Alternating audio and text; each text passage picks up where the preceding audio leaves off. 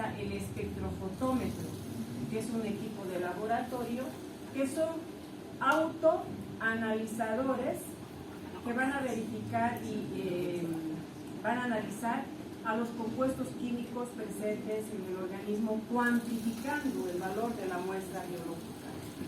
Tenemos otro tipo que es la cromatografía y la química seca, que ahí están los radioinmunoensayos. Pásamelo, por favor. El espectrofotómetro es este de aquí, no sé si ven. Este equipo. Y era lo que les estaba explicando ese día, ¿se acuerdan? El StarFax. Este es el StarFax o espectrofotómetro, que aquí adentro tiene todo esto, y lo que les he dicho, lo que mide es las absorbancias, las concentraciones de color. Y hay métodos cinéticos y hay métodos enzimáticos que liberan un color, y ese color se cuantifica. Para este espectrofotómetro lo que necesitamos es un blanco siempre y un estándar. El blanco nos sirve para el equipo llevarlo a cero, y normalmente los blancos son transparentes, como el agua no tiene color. Y el estándar depende de la prueba que se va a realizar, se va a estandarizar el equipo para cuantificar en la muestra biológica. Entonces, si se fijan, hay un rango de colores y aquí están las absorbancias. Les digo que es difícil para ustedes comprender, pero cuando preparamos la muestra, yo les he dicho en tubo de hemólisis. En los modernos, otro tipo de StarFax, se utiliza estos tubos de cuarzo. Son cuadraditos, no son ovalados al final, son cuadraditos. Aquí se prepara lo que les he explicado. El blanco, el reactivo, el estándar, todo. Y aquí esto se trae aquí adentro. Aquí se coloca y con el dedo se pone y aquí sale la lectura y el papelito sale el resultado. El resultado está en el tiempo previsto, que es la técnica, que puede durar 5 minutos, 15 minutos, 40 minutos, depende de la técnica. Paso a paso les he explicado. Y esas son sus preguntas de la guía práctica. ¿Se acuerdan? Pasamos. Tenemos el fotómetro de llama. La técnica se llama fotometría de llama, justamente porque existe un estabilizador, se podría decir, aquí adentro internamente, y este equipo que le observan, no le observan, pero las diapositivas se los voy a subir el domingo, esta y de la clase del martes y del jueves más. Voy a subir para que me sigan por adelantar, o sea, por si ven o no ven. ¿Bien?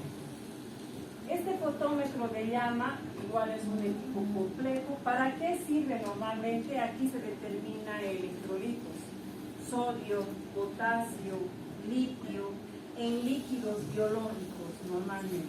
O sea, puede ser en sangre, en orina, y lo que determina es electrolitos.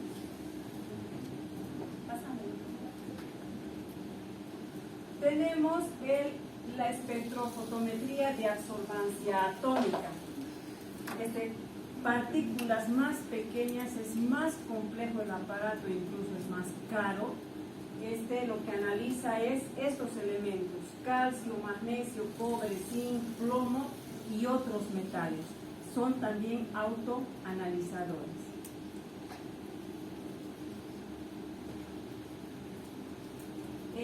La electroforesis. Sí tiene real importancia, real vigilancia en los análisis, no en bioquímica clínica, puede ser en inmunología, en serología, porque ayuda a determinar hormonas, ayuda a determinar proteínas, ayuda a determinar ácidos nucleicos. Lo que nos ayuda es en la separación de moléculas por partículas. ¿Y cómo las separamos a las partículas normalmente? ¿Cómo logramos separarlas? Logramos separar por las cargas. Y como usamos a veces para proteínas, las proteínas están constituidas por ácidos tienen cargas positivas, tienen cargas negativas. Y esas cargas permiten que en un equipo utilizado como electroforesis, no sé si ven porque lo está tapando, pero este tiene un lugar que es el ánodo con carga negativa y el cátodo con carga positiva. Entonces, ¿qué se hace? Se utiliza la muestra del paciente, se coloca y las proteínas migran de acuerdo a la carga. Si están cargados más positivamente, se quedan en el lado negativo. Y si las proteínas están cargadas más negativamente, se van hacia el lado positivo. Es una manera de separar y hay rangos de saber dónde está la albúmina, dónde está otra proteína, dónde está la otra proteína, porque ya existen parámetros en los que están migrando las proteínas. Entonces, apenas se coloca el líquido, solito el líquido se desplaza, ya sea se queda o baja. Eso depende de él. En este gel de agarosa, que sirve para electroforesis. ¿Qué separamos? Proteínas. Las proteínas son las enzimas y también utilizamos para inmunoglobulinas. Este es otro que no es, este es como un frasquito con gel, se deposita y ahí va recorriendo. Este otro es un gel, pero como papel planito, donde se siembra, se coloca la muestra aquí y aquí está, digamos, el ánodo y el cátodo y migra al lugar, y por las separaciones de colores sabemos en qué lugar y en qué posición está la proteína, cuánto ha migrado, cuánto es su lugar de migración. Entonces, este es en un acetato de celulosa, se llama, para separar proteínas de sangre y para separar aminoácidos.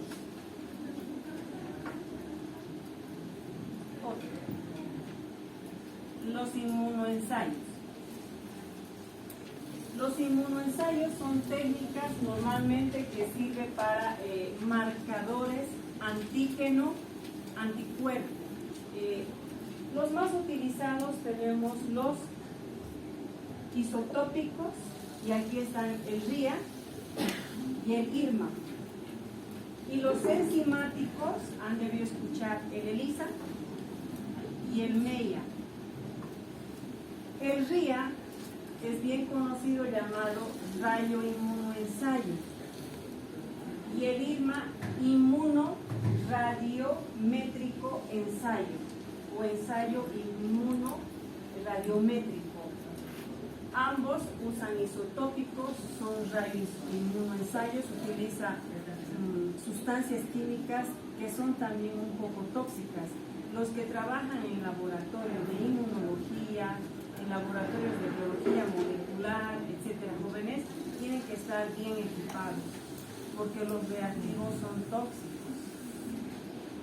Cuando ustedes vayan y entren a un laboratorio, siempre tengan cuidado de tocar los reactivos, porque hay reactivos que son tan tóxicos. ¿Por qué creen que usted utiliza los guantes? Porque pueden penetrar por la piel. Y si penetran por la piel, degeneran las células y se producen malformaciones, o pueden pasar de generación en generación algo molecular, un daño molecular. Entonces, por eso los laboratorios utilizan los guantes. Y el ELISA, que normalmente es para determinaciones de muchas pruebas. Eso voy a explicarles más adelante. Pásamelo, por favor. Con micropartículas y todo. Esta es, ¿se acuerdan que les he dicho la micropipeta? Pero les he dicho una solita, se los he dibujado. Esta es como una pala. Aquí está donde voy a poner el dedo, pero en este caso no es una, sino es para varios, ¿no ven? Entonces, para succionar de 1, 2, 3, 4, 5, 6, 7, 8 tubos. De los 8 en 1 succionamos la cantidad que queremos y pasamos a otro lugar. Normalmente estas micropipetas micro colocan cantidades muy chiquititas, 10 microlitros, 20, 50, 100, 1000 microlitros, que es 1 mililitro. O sea, y hay cantidades súper chiquititas. Para eso se utilizan las micropipetas, para hacer el paso de un lado a otro. Y en el ELISA, que no en inglés, sino se llama ensayo por inmunoabsorción ligado a enzimas. Eso significa ELISA. ¿Para qué sirve esta prueba? Normalmente para detectar anticuerpos en sangre. En el COVID les han debido hacer a la mayoría, ¿no ve? Técnica de ELISA. El antígeno nasal no les han hecho. Técnica de ELISA. Algunos les han debido hacer el PCR, ¿no ve? El PCR y el ELISA. El más confiable,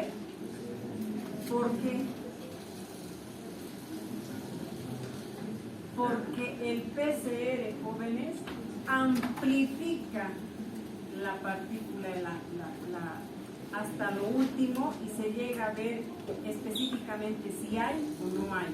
Esta prueba no puede amplificar tanto, entonces podría tener su riesgo de falsos positivos en cuanto al COVID.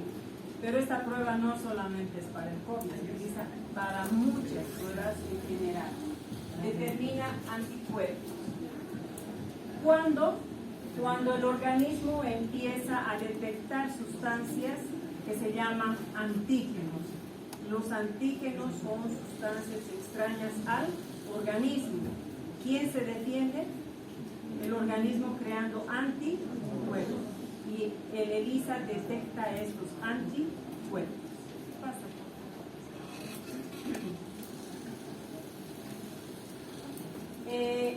Para el ELISA, esto es un kit, pero no para bioquímica clínica, sino para ELISA. ¿Ya? Este es un kit, igual aquí está el kit. Se necesitan los reactivos y se necesita el equipo. Para el equipo también se puede utilizar un autoanalizador, que es el espectrofotómetro también. Y aquí está la micropipeta. Pásamelo, por favor. ¿Por qué es importante la micropipeta? Porque del suero del paciente con el reactivo se hacen diluciones. Si quería 1000 lo vuelvo en 100, de 100 lo vuelvo en 10, de 10 lo vuelvo en 1 y hasta cuanto más pueda diluir y recién detectar. Porque a veces en cantidades grandes no se puede detectar, necesitamos que sean cantidades mínimas y para eso tenemos que diluir con la micropipeta. La técnica de ELISA lo que nos permite, y tenemos dos tipos. Normalmente necesitamos el suero del paciente y se le agrega un conjugado de anticuerpos en el suero del paciente. Lo que va a ocurrir, va a haber una reacción enzimática, porque se han fijado, absorción ligado a enzima, se llama el ELISA. Y una vez que esta enzima se liga, hay una reacción en la cual son capaces de modificar al sustrato y en presencia de un cromógeno es detectado y es coloreado. Y este es cuantificado y lo que se hace es observar en un espectrofotómetro.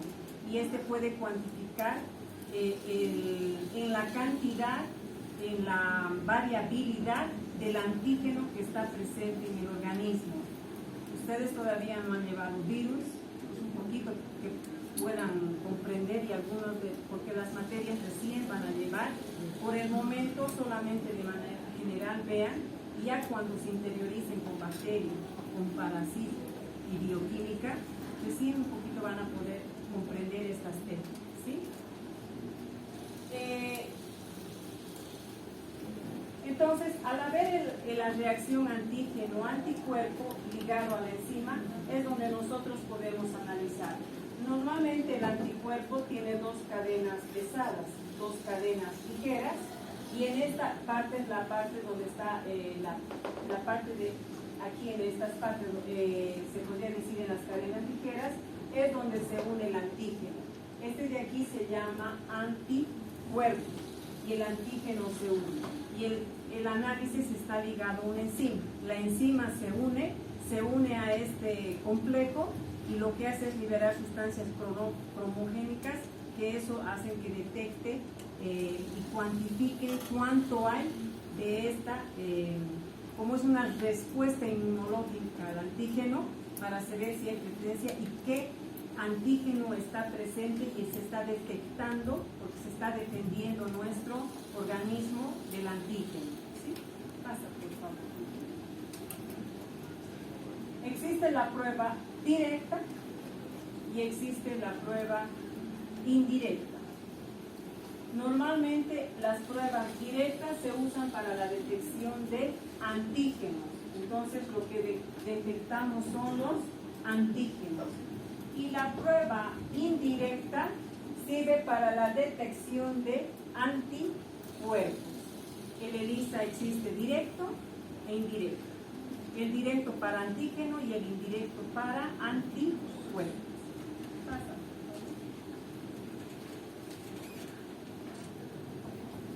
¿Para qué pruebas podemos realizar con el ELISA? Podemos detectar el SIDA, podemos detectar la enfermedad de Lyme, que es por culpa de esta garrapata, ¿sí? Donde la artista bien conocida Thalía tiene esta patología, la enfermedad de Lyme.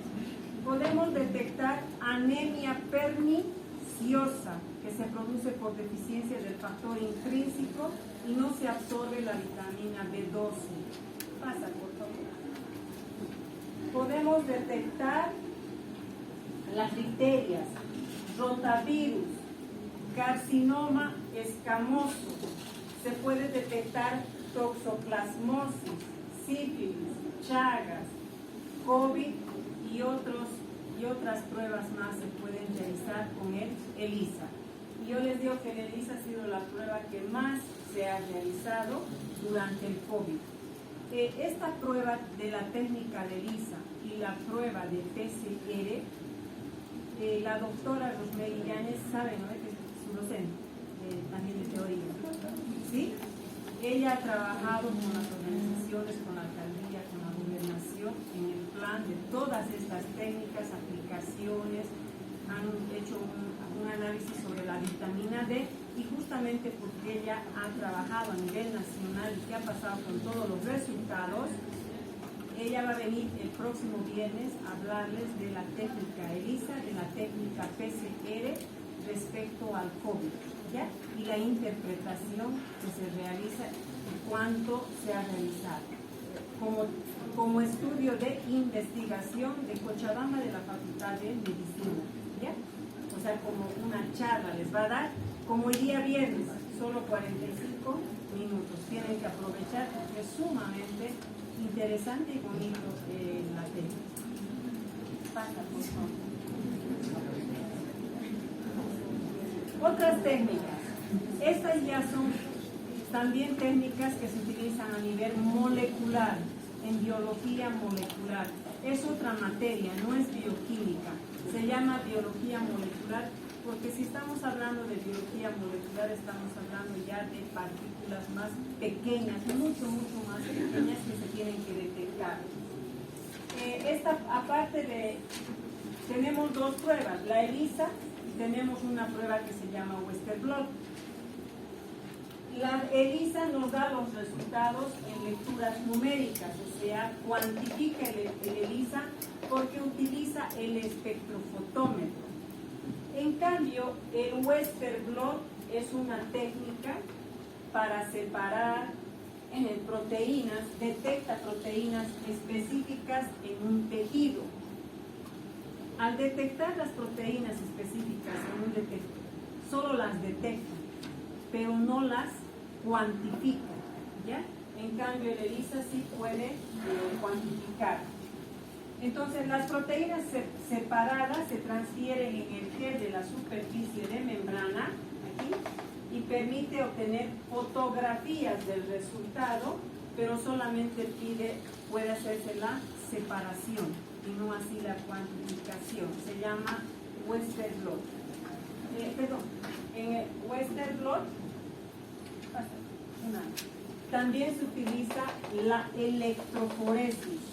Y la electroforesis es un método de separación de proteínas por las cargas. Les estoy repitiendo 2 veces para el examen. La electroforesis son técnicas de laboratorio para separar proteínas por sus cargas, ¿me entienden? Positivas o negativas.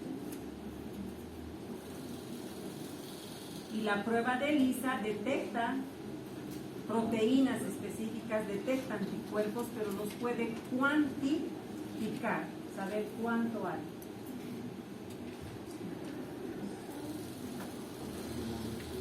La reacción de cadena polimerasa, esto les va a explicar la doctora Lucía puntualmente. ¿Qué es?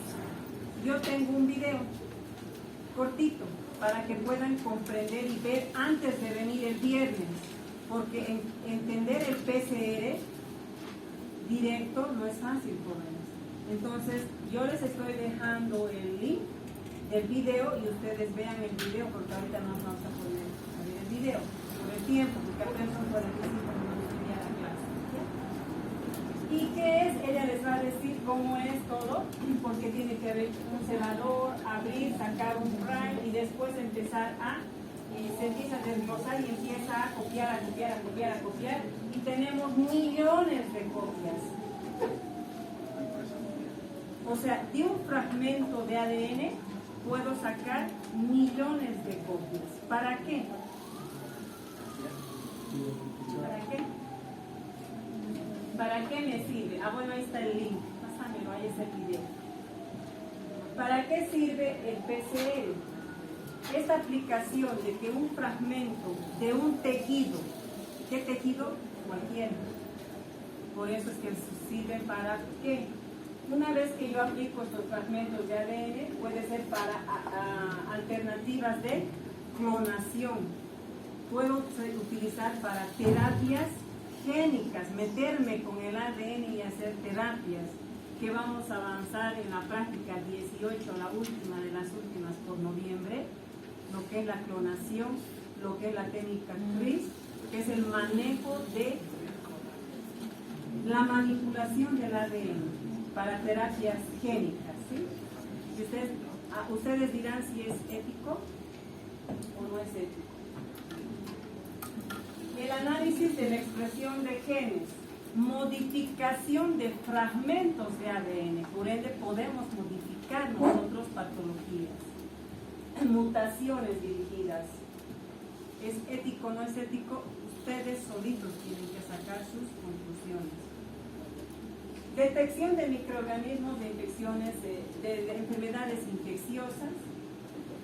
Después tenemos enfermedades hereditarias que pasan a veces de generación en generación y saber si pueden tener ustedes la patología. Lo último que hay, incluso en el seguro universitario, se puede saber si uno va a sufrir de aquí a un tiempo un cáncer. Están detectando, ¿no ves? Por análisis. Entonces, pero seguimos en la investigación. O sea, la verdad es que yo no pienso que sea tan seguro todavía que te digan sí o no. Y lamentablemente si te dicen sí, ¿qué haces? Porque no sabes cuándo, ¿no? Peor todavía. Determinación de huellas dactilares. Esto ya es un poquito para criminalística, ¿me entienden? Utilizada para comparar si dos muestras son del mismo ADN. Sirve y que pertenecen al mismo individuo, eso es para la parte de investigación forense, o si existe parentesco entre ellas, que son las pruebas de paternidad. Antes eran altísimas, carísimas, se hacían en Estados Unidos, después en La Paz, después en Santa Cruz, y ahora se hacen en Cochabamba y en todo lado las pruebas de paternidad.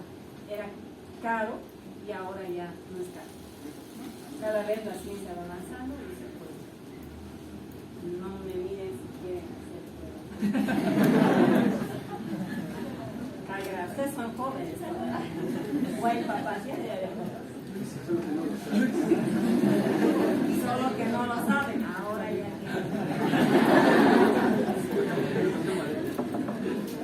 aplicación de genes a organismos ya extintos, antiguos, para saber si eran de qué año, etcétera. Eso es para ya antropología.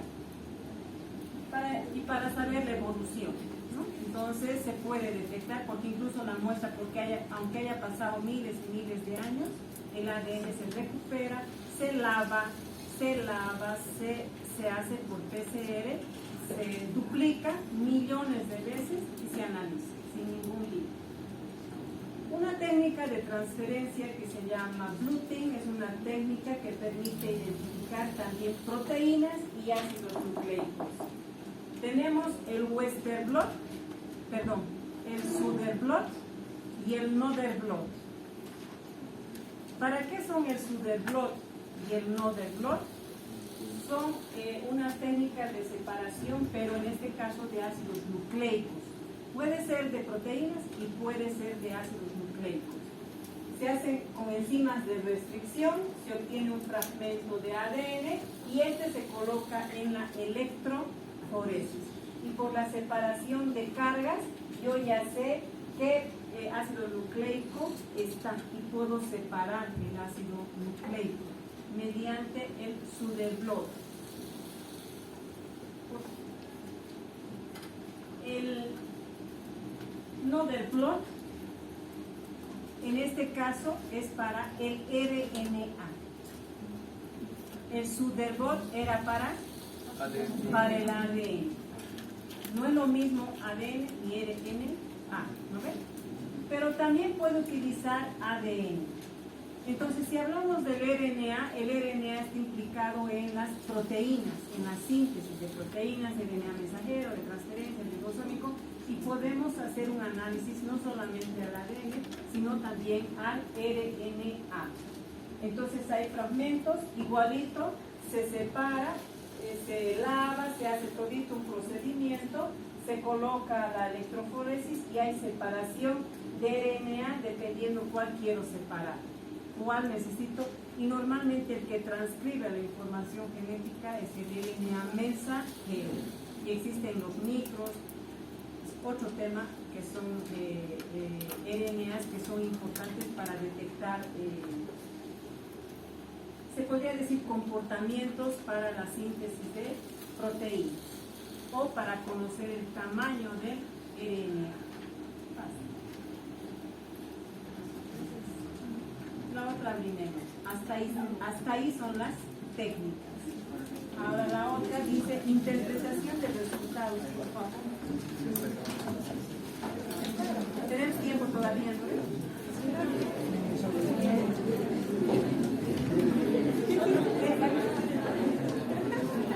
Este tema les va a encantar.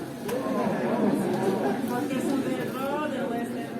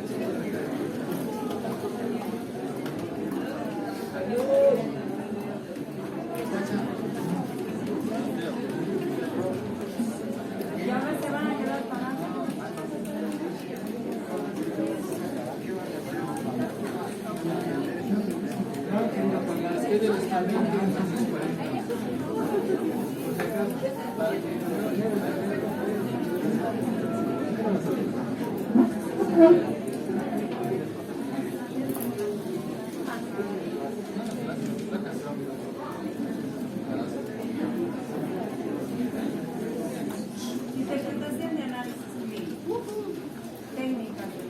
Técnicas de laboratorio Mozambique. ¿Qué vamos a ver? Hemograma.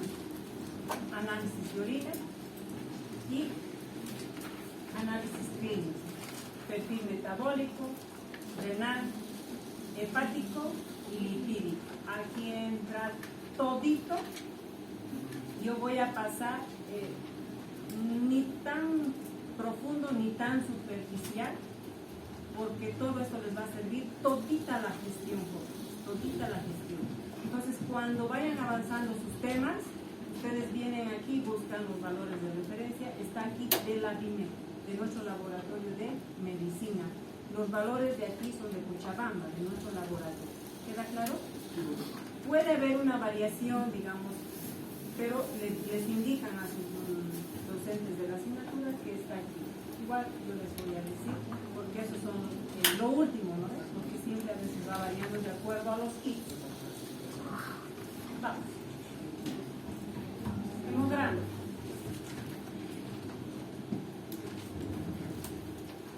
¿Qué es el hemograma? Su nombre ya lo dice, hemo, sangre. Entonces tenemos que estudiar a los elementos presentes en la sangre. Una persona adulta, ¿cuántos litros de sangre tiene? Más o menos, a ver, 5 litros de sangre. Por cada milímetro cúbico tenemos entre 4 y 5 millones de glóbulos rojos, y eso hace de que la sangre se torne de color rojo. ¿Y por qué la sangre? ¿Por qué el glóbulo rojo es de color rojo? ¿Y por qué la hemoglobina le da de coloración roja? Porque la hemoglobina tiene el grupo hemo. Y el hemo es tetrapirroles, y esos pirrolcitos, que son uniones de succinil y glicina, son los que le dan la coloración roja. Y como dentro de un glóbulo rojo existe 280 millones de hemoglobinas, hace que el glóbulo rojo sea rojo. ¿No ve? La sangre es un tejido, ¿no ve?, que circula por todo el cuerpo y normalmente tiene componentes. El plasma, que es el líquido, es el que contiene el agua. Gracias al plasma y al agua, han hablado con el doctor René González de agua y pH, ¿no? El agua circula, y gracias a esa circulación el glóbulo rojo también viaja, y en ese plasma viajan los nutrientes, la glucosa, los minerales, las lipoproteínas, las proteínas transportadoras. Es que puede llegar todos los nutrientes junto al oxígeno hacia nuestras células. Entonces el plasma es muy importante para nuestro organismo, porque si no hubiera esa agua, que es el agua plasmática, todos los nutrientes no llegarían a la célula, y en especial el oxígeno. Si no hay oxígeno en la célula, no hay ATP. Si no hay ATP, no funciona la bomba de Soide. ¿Y quién equilibra el IC con el E? La bomba. Y si no hay equilibrio, se entra agua, se sale agua, y hay un descontrol y muere ya sea porque se entra agua y se produce edema intracelular, o se sale agua y se crena, se deshidrata la célula. Entonces el plasma es muy importante, porque ahí existen todos los nutrientes que van a ser llevados a diferentes partes del organismo por la circulación. Pero tenemos los elementos presentes en la sangre, que pueden ser glóbulos rojos. Los glóbulos rojos son llamados glóbulos rojos, hematíes o eritrocitos. Tienen 3 nombres. Los blancos, y vamos a ver las plaquetas. En el hemograma determinamos rojos, blancos y plaquetas. ¿Ya? Pasamos. Bueno, los rojos ya les conocen, son bicóncavos. Los blancos son polimorfonucleares, porque tienen núcleos y se diferencian unos de otros. Y tenemos a las plaquetas, ¿no? Pasa. Normalmente se llama hemograma completo, pero puede haber el hemograma parcial. Yo solamente quiero saber cuántos leucocitos en total hay. No quiero diferenciar basófilos, neutrófilos, eosinófilos, del total. Entonces puede haber, pero normalmente uno pide el hemograma completo. Y se valora los tres, ¿no? Cuando hablamos de análisis,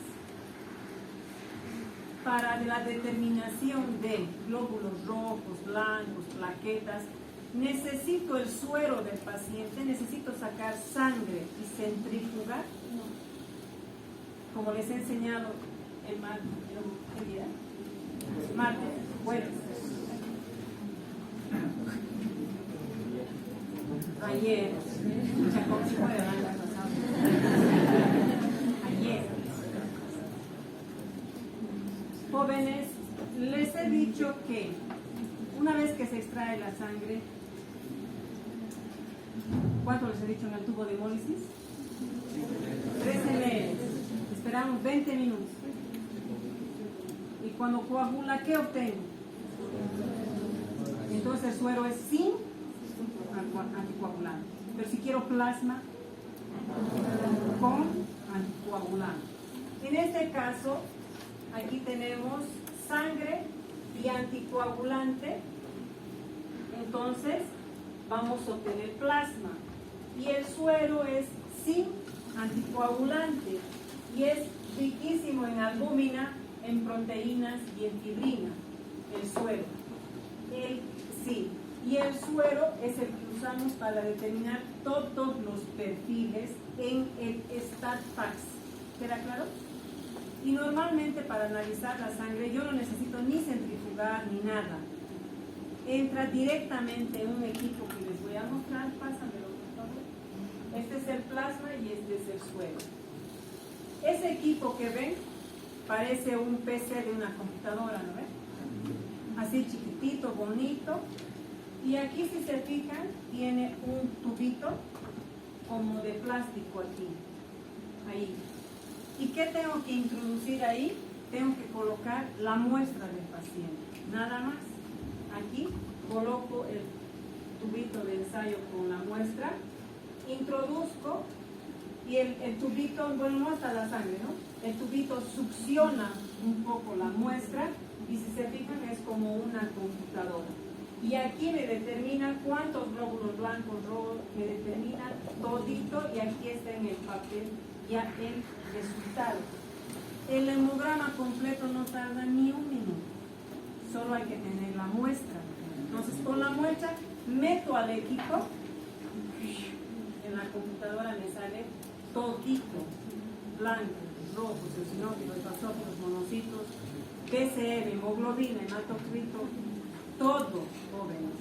Antes, en la antigüedad, ¿qué se tenía que hacer? Sacar sangre en un porta, colocar una gotita, hacer todavía bien, porque si salía mal 10 veces tenías que hacer para que hagas y tiñas, esperar a que se tiña. Se tiñe, se pone aceite de inmersión y al microscopio, a contar con tu tablita, 3 basófilos, 2 neutrófilos, hasta llegar a 100. Así era, jóvenes. De sentarse en el microscopio y tu 3 basófilos, 1 neutrófilo, nada. Llegabas a 100 y ahí te salían 40, 10, 5, 0 basófilos y ya eso informabas. Ahora los glóbulos rojos ponían la muestra y en una cámara al microscopio, en cuadradito tenías que contar, multiplicar y decías cuántos millones de glóbulos rojos tenías. Te tardabas horas de horas y si te equivocabas y no estabas bien de la vista, te multiplicabas los glóbulos rojos, ¿no ves?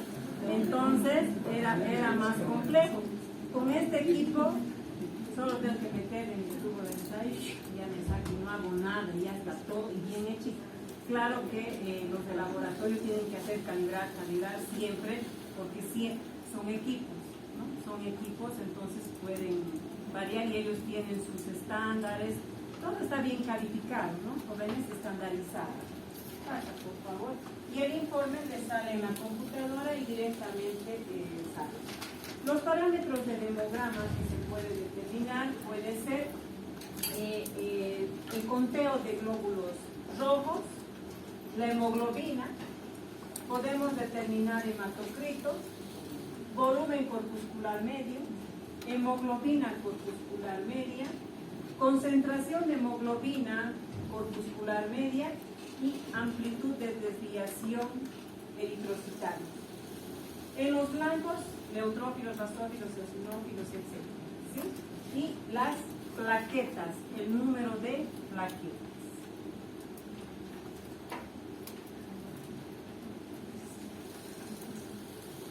Los glóbulos rojos se cuantifican y se determinan en millones, jóvenes, millones. Los valores normales van de 4 a 5 millones por milímetro cúbico. La hemoglobina se determina por gramos sobre litro. ¿Ya? Ahorita vamos a ver cuál es normal. Y el hematocrito se determina en porcentaje. ¿Ya? Fácil. Los rojos.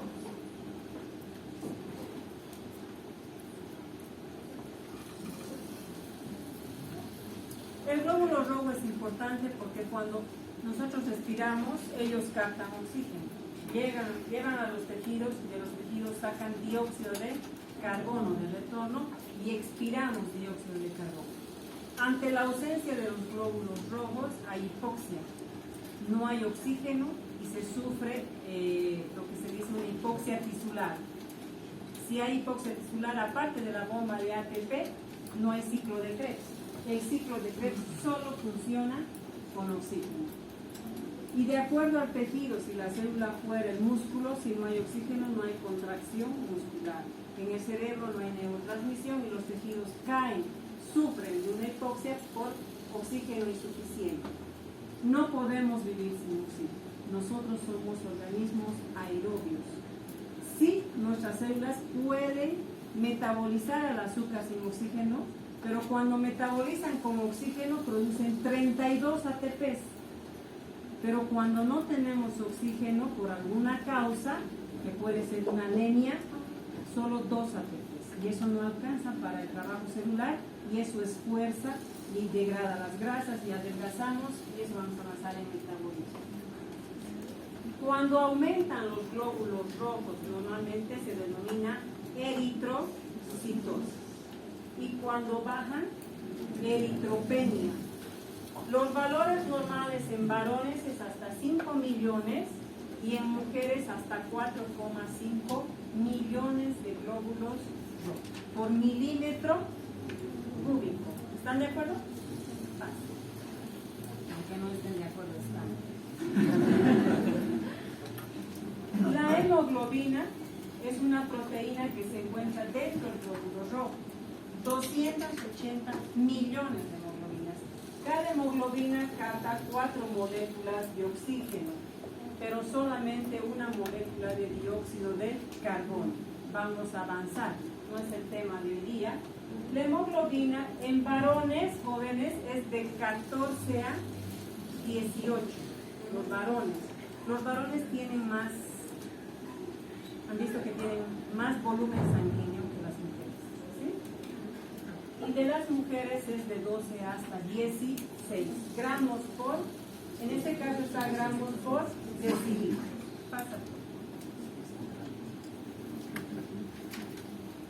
Los niveles altos de hemoglobina, cuando hay mucha hemoglobina y cuando hay disminución de hemoglobina, es evidente. Si tengo pérdidas masivas de sangre por hemorragia o por hemólisis de los glóbulos rojos, por enfermedades hemolíticas, por traumas, etcétera, mecánicos, pierdo hemoglobina. Y por ende, si pierdo hemoglobina, mi hemoglobina va a empezar a bajar. Pero la hemoglobina también puede aumentar cuando formamos mucho glóbulo rojo. Y eso es normalmente cuando subimos a la altura, el oxígeno, la presión de oxígeno va cayendo y el organismo compensa. Y la manera compensatoria de liberar más oxígeno es formar más glóbulos rojos. Pero eso es a largo plazo. Entonces, si formamos más glóbulos rojos, tenemos más hemoglobina. Dice que los niveles altos ocasionan de que el cuerpo empiece a formar muchos glóbulos rojos, y esto puede ser una condición, y hace que la sangre de por sí sea más espesa, ¿sí? Es otra condición. Puede ocasionar mayor formación de coágulos y por ende ataques cardíacos, o sea, pérdidas, trombocitosis, una arteriosis, o sea, obstruir las arterias coronarias y provocar obstrucciones de las arterias, apoplejías, etcétera, y puede estos trombos que se forman no solamente a nivel arterial del corazón, los coágulos pueden ir al cerebro y pueden ir al riñón, infarto cerebral, infarto renal o infarto de miocardio, depende del tamaño del coágulo. Entonces no es bueno también que la hemoglobina supere y trastornos cerebrovasculares. Y si tenemos baja cantidad de hemoglobina es porque estamos cursando por una anemia, tenemos baja cantidad de glóbulos rojos. Anemias hay ese mapita nada más. Es un tema de ustedes de fisiología, no es bioquímica, solo voy a mencionar. Las anemias pueden ser adquiridas, pueden ser ferropénicas, pueden ser... Les voy a dar en el... ¿O es mejor el corte?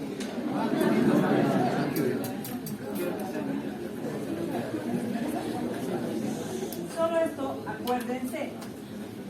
Si les falta hierro, se llama anemia ferro. Por enfermedades crónicas, pero tal vez no por culpa del hierro, sino por enzimas, o porque el hígado esté dañado, o porque la médula ósea, o porque el vaso está dañado, y es donde se forman los glóbulos rojos. La sideroblástica, normalmente por el transporte del hierro.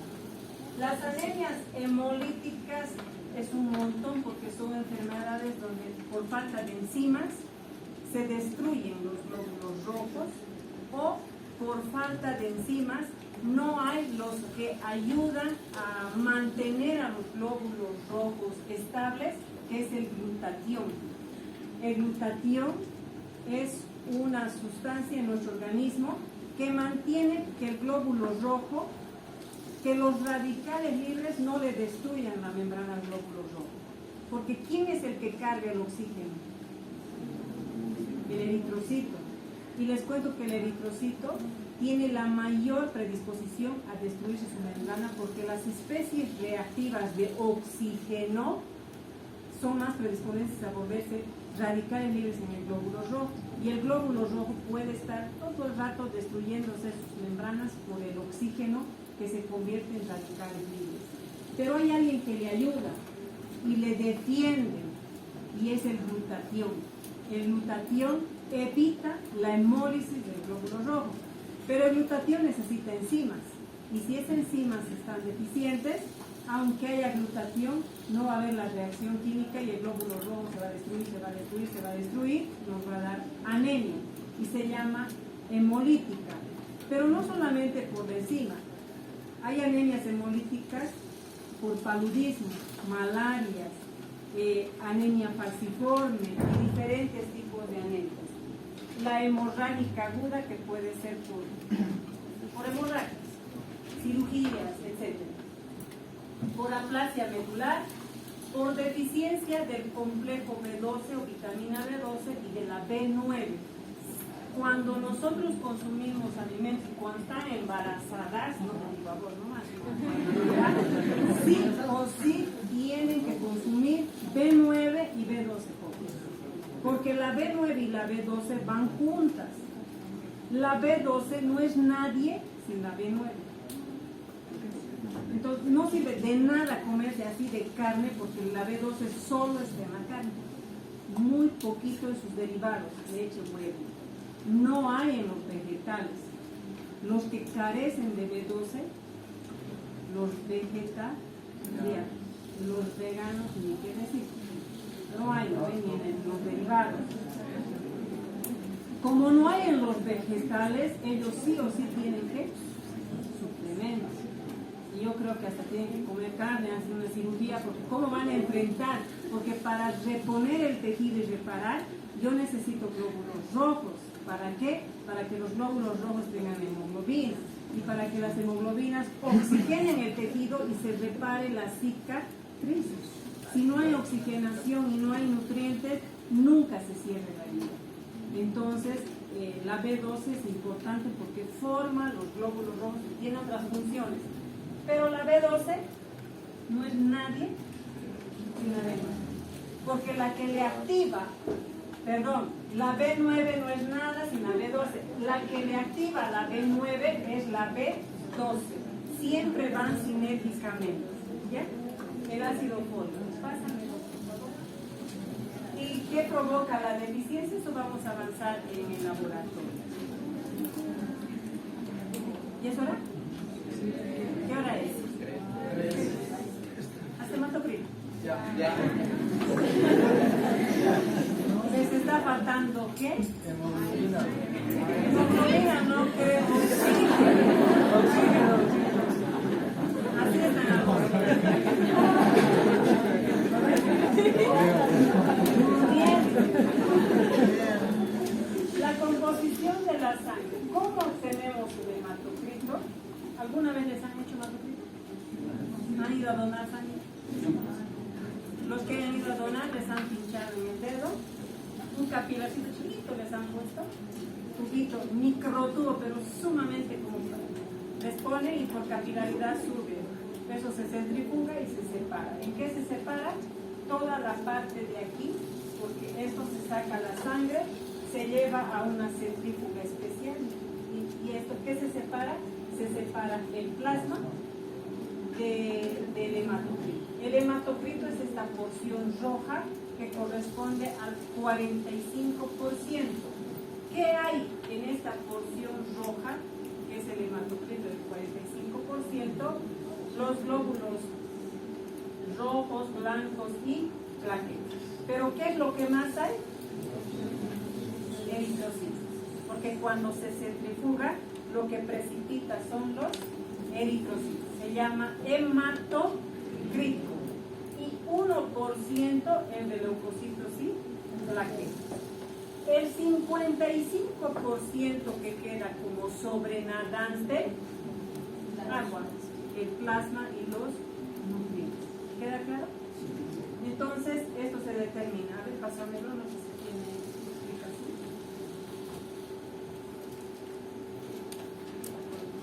El hematocrito. Este es normal. Tener el 45, de la mitad un poquito menos. Es normal.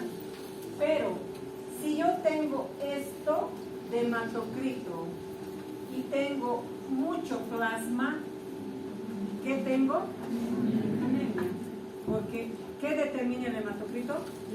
El porcentaje de concentración de glóbulos rojos. Si yo tengo policitemia, tengo mucho glóbulo rojo y poquito plasma. Y esta sangre es muy concentrada, muy espesa y dificulta, a pesar de que tanta hemoglobina tengo, dificulta también la circulación. Ni mucho ni poco. Lo ideal del hematocrito es el 45%. Los varones tienen del 42 a 52 los valores normales en varones. Y en mujeres de 37 a 47 porque tenemos menos boletos. Ahí nos quedamos. Continuamos, hermanos. ¿Ya volvemos?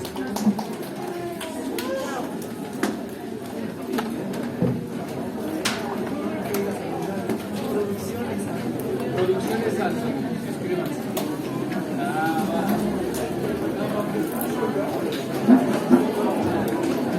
¿De quiénes son sus libros?